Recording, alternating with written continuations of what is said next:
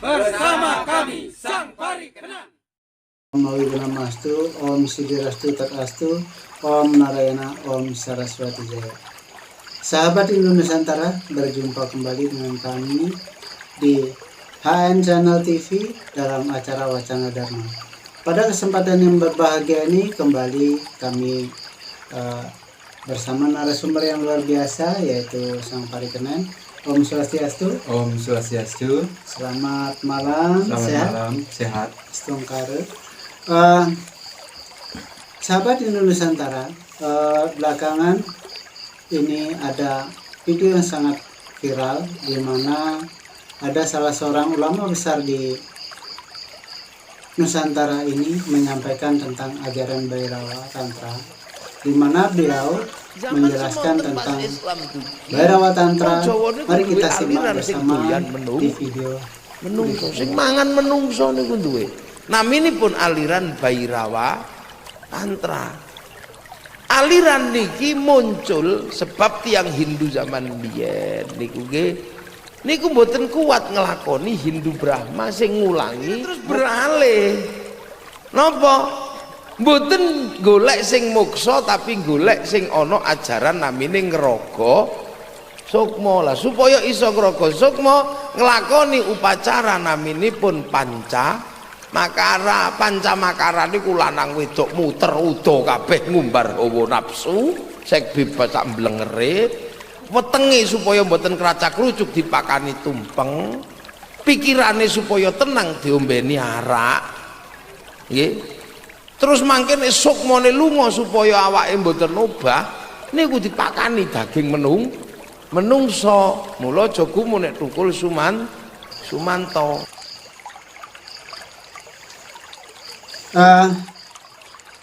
Setelah kita saksikan bersama tadi Sang Parikenan, di mana beliau menyampaikan tentang ajaran Bhairawa Tantra ini seperti dijelaskan tadi. Jadi saya mohon kepada Sang Parikenan untuk menjelaskan apa sih pemahaman atau apa ajaran Bhairawa ini yang sesungguhnya. Terima kasih, silakan Sang Parikenan. Baik, terima kasih atas waktu dan terima kasih atas waktunya Pak Jero. Nah, sebelum itu izinkan saya untuk menyapa umat Hindu di seluruh Nusantara ini dimanapun saudara kita berada. Om Swastiastu, Om Awigenam Astu Nama Sidam, Om Sidirastu Tatatu Swaha, Om Narayana, Om Saraswati Jaya. Asung Kerta Warenugraha Ida Sang Hyang Widi. Karena kita sudah diberikan anugerah, yaitu kesehatan, kebahagiaan, dan keselamatan. Oleh sebab itu, mari kita sama-sama patut untuk bersyukur atas karunia beliau. Nah, dalam pembahasan kali ini sangat menarik sekali. Di sana kita telah bersama-sama menyaksikan sebuah cuplikan yang tentunya perlu kita kaji dan perlu kita teliti tentang bagaimana ajaran Bhairawa Tantra yang sesungguhnya. Bhairawa Tantra ini pada zaman Empu Kuturan itu adalah sebuah sekte yang memang sekte ini telah disatukan oleh beliau, yaitu menjadi satu dengan sekte Siwa Siddhanta. Nah, oleh sebab itu karena ini ada pengulasan dan pengkajian oleh ulama besar yang mungkin beliau mendapatkan referensi dari mana kita mungkin tidak tahu sumber yang sebenarnya, maka kita wajib untuk menyampaikan apa kebenaran yang ada tentang ajaran Bhairawa Tantra ini sendiri. Nah, oleh sebab itu saya Parikenan itu sangat berterima kasih sekali kepada beliau. Bukannya malah saya marah, itu tidak. Saya justru berterima kasih karena kenapa? Karena kita mempunyai kesempatan untuk menjelaskan, mempunyai kesempatan untuk menyampaikan bagaimana yang dinyatakan tadi bahwa ajaran Bhairawa Tantra ini mempunyai suatu upacara ataupun mempunyai satu tata cara tentang pelaksanaannya daripada yang diajarkan oleh aliran Bhairawa Tantra ini yang dinyatakan berasal dari Kali, kemudian Kali berasal dari Durga.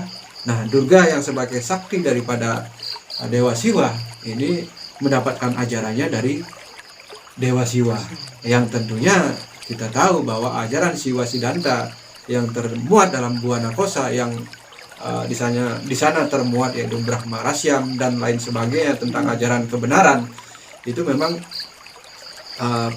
perlu kita kaji, perlu kita sampaikan sesuai dengan kenyataan yang ada, sesuai dengan ajaran yang sebenarnya yang termuat dari pengaruh ajaran yang sebenarnya di dalam Bhairawa Tantra itu sendiri. Tadi dalam cuplikan tadi kita sama-sama menyimak Sang Parikenan, di mana di dalam Bhairawa Tantra ini ada sebuah upacara yang disebut Pancamakara. Pancamakara yang sebenarnya di dalam ajaran Bhairawa Tantra ini seperti apa? Nah, itulah yang perlu kita kaji, kemudian yang perlu kita sampaikan bahwa sesungguhnya apa sih yang disebut ajaran Pancamakara atau yang dikenal dengan Molimo ini, atau sesuatu upacara sakral yang dilaksanakan oleh penganut daripada Pancamakara ini yang berasal dari Bhairawa Tantra. Nah, sebenarnya yang pertama itu adalah Matsya. Nah, apa yang disebut Matsya ini? Yaitu yang dikatakan dan yang menyebar luas seperti yang disampaikan oleh seseorang ulama besar, yaitu bahwa penganut Bhairawa Tantra ini melakukan suatu menangkap ikan, kemudian memakan ikan sepuas-puasnya. Nah, itu sampai mabuk. Nah, kemudian yang kedua, beliau menyatakan bahwa di sana di dalam upacara Pancamakara ini penganutnya yaitu memakan daging sebanyak-banyaknya, sepuas-puasnya. Nah, kemudian yang ketiga, di sana dikatakan bahwa penganutnya itu melakukan ritual yaitu minum. Yang dilaksanakan adalah apa? Minum minuman keras sampai mabuk, sampai teler. Nah, kemudian yang keempat yaitu disampaikan di sana menari telanjang. Menari telanjang sampai puas, sampai klimaks yang terakhir yaitu sampai lemas. Nah, kemudian yang kelima, yang ini yang sangat perlu kita teliti dan kaji serta pahami, apakah benar yang kelima dalam ajaran yang diajarkan oleh Bhairawa Tantra tentang pelaksanaan Pancamakara ini, yaitu melakukan satu seks bebas, di mana di sana dinyatakan bahwa laki-laki dan perempuan telanjang bulat kemudian melakukan seks bebas sepuasnya. Nah, apakah benar ajaran Bhairawa Tantra ini seperti yang dikatakan oleh sumber-sumber lain di luar sana? Tentunya perlu kita kaji, kan begitu. Karena kenapa perlu kita kaji? Karena ajaran Pancamakara atau upacara Pancamakara atau ritual Pancamakara ini yang berasal dari Bhairawa Tantra, sedangkan Bhairawa Tantra itu sendiri adalah sebuah sekte yang bergabung di dalam kesatuan Hindu, yang waktu itu Empu Kuturan menyatukan 9 sekte tersebut, diantaranya adalah Bhairawa Tantra. Nah, ini sebuah pemahaman yang disalahpahamkan gitu. Jadi tidak ada yang salah di dalam ajaran Bhairawa Tantra ini. Yang salah siapa? Yang salah adalah oknum yang mengajarkan sesuatu yang disalahpahamkan gitu. Jadi yang sebenarnya begini. Ajaran Pancamakara yang pertama adalah Matsya, yaitu seorang penganutnya harus mengendalikan diri, di mana dia harus melaksanakan berata atau pengekangan diri, tidak memakan ikan yang tujuannya tidak bermanfaat dan tidak diperuntukkan untuk yatnya. Apa yang disebut yatnya adalah suatu aturan di dalam agama Hindu, yaitu tulus, ikhlas, suci, dan tanpa pamrih. Nah, walaupun kita memakan daging, tetapi kita lakukan atas dasar yatnya itu sendiri. Nah, kemudian yang kedua, ajaran Pancamakara itu yang disebut dengan Mamsa, yaitu melakukan berata atau mengekang hawa nafsu, tidak memakan daging secara sembarangan atau tidak berdasarkan yatnya.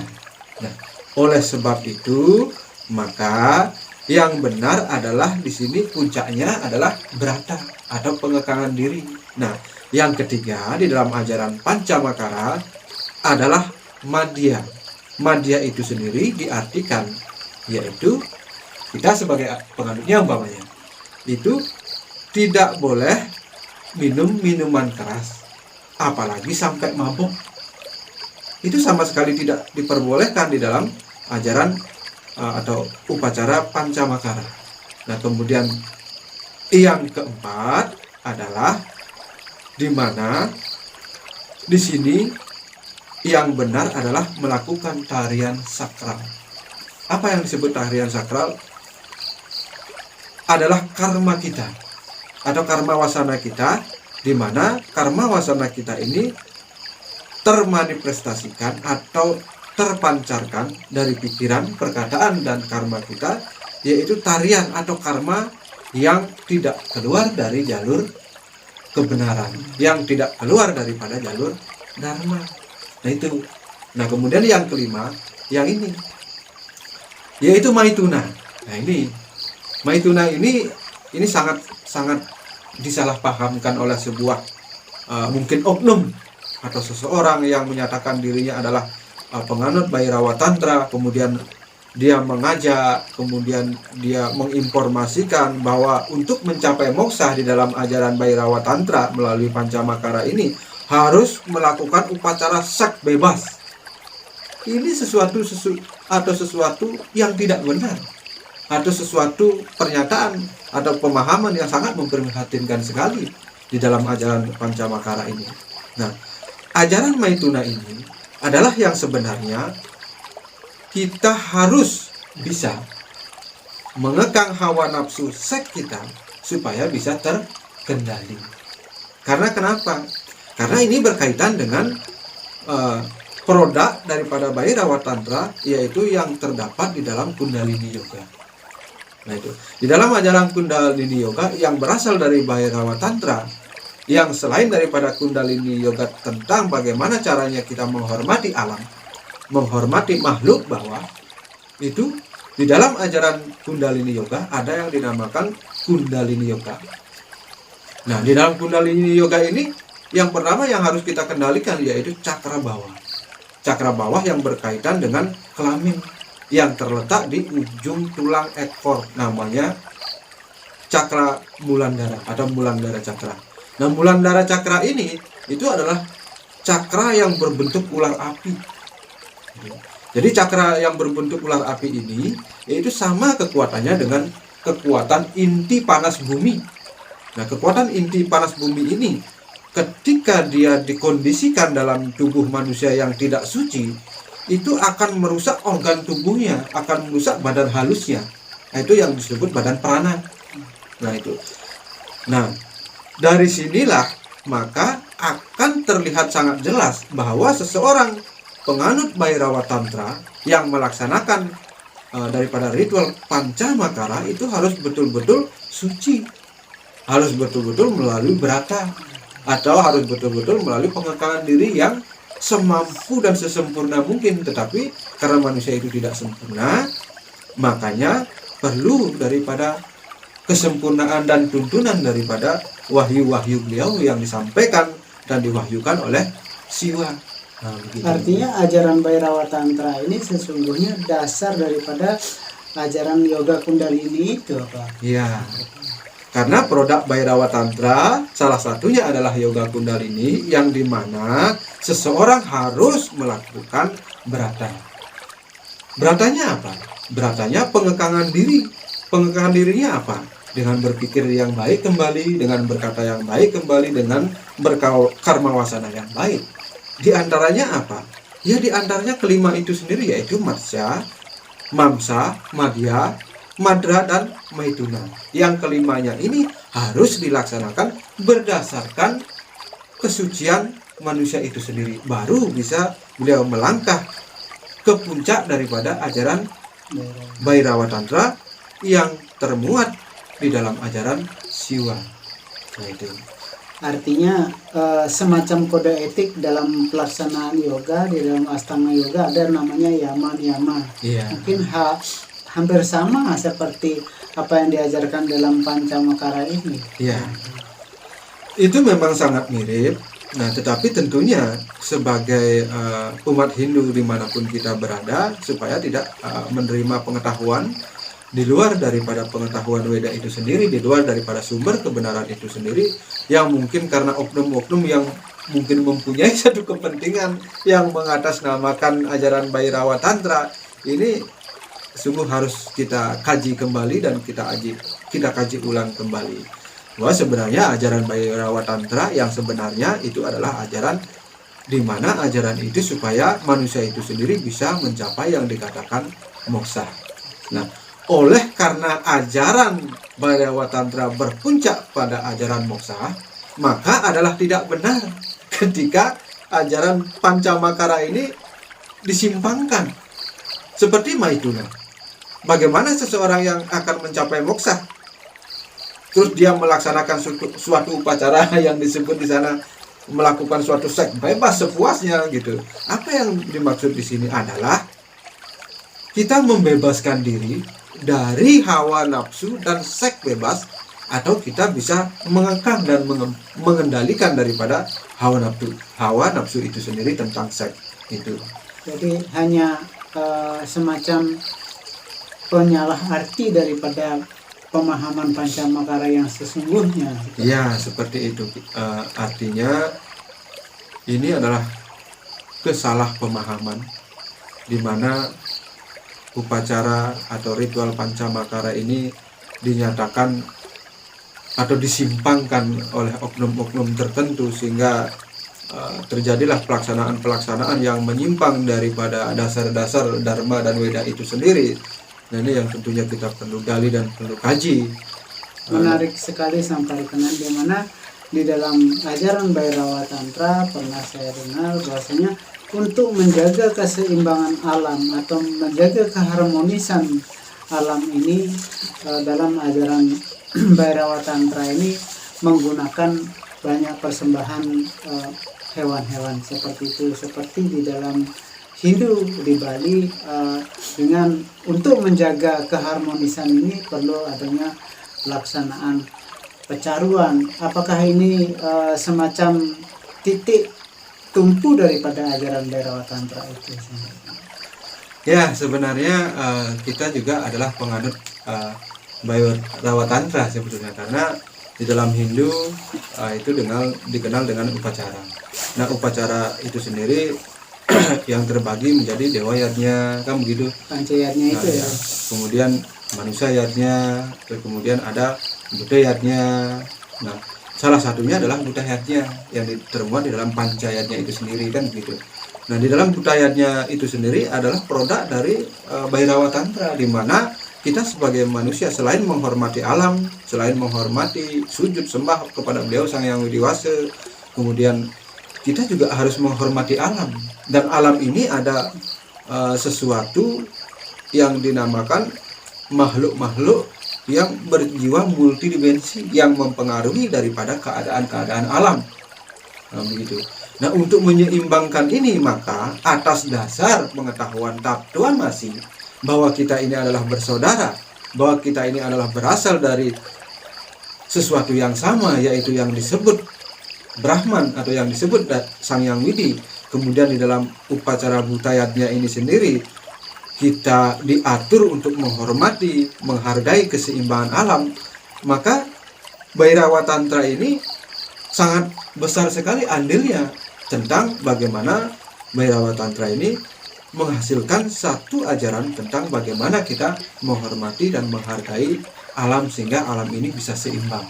Sesuai dengan konsep di mana ajaran Trihita Karana di dalam misalnya kita melakukan hubungan dengan ide Sang Hyang Widi, melakukan hubungan dengan sesama dan melakukan hubungan harmonis yang dimaksud di sini dengan alam semesta seperti itu. Ya, tentunya sebagai umat Hindu kita harus betul-betul meyakini serta menyadari bahwa kita ini sebagai makhluk yang disebut manusia itu sangat-sangat berkaitan dengan alam. Ketika alam kita tidak kita jaga, ketika alam ini kita tidak hormati, maka alam itu sendiri akan merespon dengan hal yang sama. Nah, apa kaitannya dengan upacara yang disebut dengan budayanya? Yaitu bagaimana kita menyeimbangkan bagaimana kita menghormati atas dasar permohonan kita kepada beliau Sang Yang Widi Wase, dalam artian sebagai manifestasinya kita mohon kepada para manifestasi beliau, yaitu para dewa dan dewi, supaya apa? Supaya kita memperoleh satu anugerah. Untuk apa? Untuk menyeimbangkan daripada alam yang kita pijak, untuk memelihara daripada alam yang kita pijak. Nah itu, maka kita perlu menghormati dan menghargai alam, salah satunya dengan upacara. Nah, oleh sebab itu yang perlu kita ketahui dan perlu kita jaga serta kita laksanakan serta kita lestarikan adalah bagaimana kita membina hubungan terhadap alam supaya kita bisa seimbang. Nah, oleh sebab itu bagaimana di dalam pecaruan, apa yang harus kita lakukan dan apa arti daripada pecaruan itu sendiri, kan begitu tentunya. Nah, sebagai umat Hindu kita tidak asing dan sudah menjadi sesuatu yang umum kita melaksanakan upacara itu. Di dalam satu upacara pecaruan umpamanya kita menghargai alam, kita menghormati alam. Bagaimana caranya?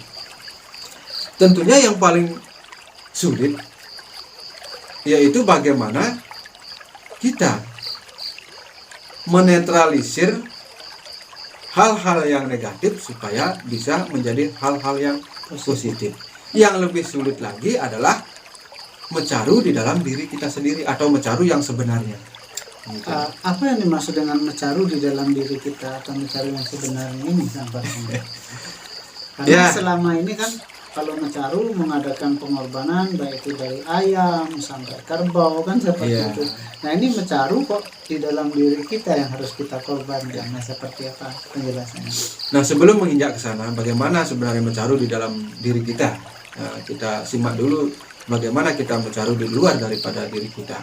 Nah tentunya tidak kita ingkari bahwa di dalam pelaksanaan upacara tersebut ada yang disebut dengan korban suci. Nah kan begitu. Yang dimana korban suci ini adalah suatu bentuk pengorbanan suci yang kita laksanakan supaya kita sebagai manusia, kemudian mungkin kita mempergunakan hewan di sana, contohnya ayam di sana, kemudian kita pakai untuk satu korban suci, kemudian di sana kita mengadakan satu permohonan kepada beliau supaya dinetralkan alam ini yang tadinya mungkin sangat-sangat negatif pengaruhnya daripada tekanan-tekanan sang penggoda, kan begitu. Nah di sini dengan pengorbanan suci yang dilaksanakan melalui pecaruan itu yang sesungguhnya yang paling sulit adalah bagaimana kita mengkondisikan diri untuk menyupat, untuk menetralisir sifat-sifat negatif supaya menjadi sifat-sifat kedewatan atau yang disebut menjadi sifat-sifat dewa, kan begitu. Nah contohnya seperti ini. Sudah tidak asing lagi seorang pemangku di dalam pelaksanaan yatnya pecaruan itu, kalau kita ibaratkan kita mencaru berumbun, kan begitu. Kemudian di dalam pelaksanaan daripada caru berumbun itu sendiri tentunya kita mengundang, ada sesuatu yang kita undang di sana, yaitu Sang Buddha Kala Amancewarna. Nah kemudian Sang Buddha Kala Amancewarna ini menjadi Sang Buddha Kala Tiga Sakti, kan begitu. Nah Sang Buddha Kala Tiga Sakti ini dia adalah dewanya Tukat Taksu Pangulun Pangkung Dente Tonya Wong Samar Paksi Pragina Unemen Dalang Balian Usada Kibotangan. Ini beliau dewanya, kan begitu. Nah kemudian Sang Buddha Mancawarna ini kita undang, kemudian kita suguhkan di dalam suatu upacara, yaitu berbentuk upacara pecaruan berumbun. Nah ini kita mengundang Sang Buddha Kala Amancewarna, kemudian setelah kita undang kita berikan suguhan, kan begitu. Kemudian setelah kita berikan suguhan, di dalam pelaksanaannya kita memohon kepada Ida Betara Surya tirta penyupatan supaya bagaimana makhluk-makhluk yang bersifat negatif ini itu diberikan anugerah oleh beliau Betara Surya agar menjadi bersifat positif atau kedewatan. Nah dengan demikian maka pengaruh-pengaruh negatif atau sang penggoda di luar daripada kita yang mempengaruhi pikiran kita itu dinetralisir itu. Sehingga diri kita, lingkungan kita tidak terpengaruh oleh energi negatif itu. Ya, sehingga lingkungan kita di mana tempat kita mengadakan upacara korban suci itu ternetralisir karena sang penggodanya itu mendapat anugerah dari beliau, manifestasi beliau sebagai Betara Surya, yaitu untuk memberikan panugerahan menetralisir energi-energi yang bersifat negatif menjadi bersifat positif. Begitu. Tetapi hal yang paling sulit apa? Hal yang paling sulit begini. Mungkin di setiap sastra mungkin berbeda pengucapannya, tetapi mempunyai suatu arti yang sama atau mempunyai tujuan yang sama di dalam penyupatan daripada korban suci pecaruan itu sendiri, yaitu penyupatan tentang bagaimana kita bisa menyupat daripada energi yang bersifat negatif atau yang disebut dengan kasarnya buta kala, kan begitu. Nah ini tentunya akan memakan satu waktu yang agak panjang ini untuk mengupasnya, tapi tidak apalah. Mudah-mudahan dengan ini kita bisa sama-sama mengkaji dan mengulas serta memahami bagaimana dan apa yang sebenarnya. Nah dalam pengupasan ini justru sang parikenan yang dipikir yang paling sulit itu tentunya dalam penyupatan, karena di sana terdapatlah Om Sang Buddha Kaledenan sumurup supat ide ring Sang Buddha Kalike. Sang Buddha Kalike supat menadi Sang Betari Durga. Sang Betari Durga ini disupat menjadi Sang Yang Betari Uma. Sang Yang Betari Uma ini disupat menjadi Sang Yang Betara Guru. Sang Yang Betara Guru ini disupat menjadi Sang Yang Tunggal. Nah, Sang Yang Tunggal ini siapa? Yang Maha Tunggal itu siapa? Terus adakah manusia yang bisa menyupat Sang Yang Tunggal atau Sang Yang Widi atau yang disebut dengan Brahman? Sehingga menjadi Sang Yang tanpa arang. Sehingga disupat lagi menjadi Sang Yang tanpa arang. Nah, disinilah masuk nirwiguna Brahmannya. Terus adakah manusia yang bisa menyupat dari Sang Buddha Kaledenan disupat menjadi Sang Buddha Kalike, dari Sang Buddha Kalike disupat menjadi Betari Durga, dari Betari Durga disupat menjadi Betari Uma, dari Betari Uma disupat menjadi Ide Betara Guru, jadi Betara Guru, dari Ide Betara Guru disupat menjadi Ide Sang Yang Tunggal, dari Ide Sang Yang Tunggal disupat menjadi Ide Sang Yang tanpa arang. Selesai itu sudah semua. Ini yang paling sulit. Siapakah yang bisa melakukannya? Tentunya ini adalah sesuatu yang rahasia. Nah, terus bagaimana caranya? Bagaimana pengkondisiannya?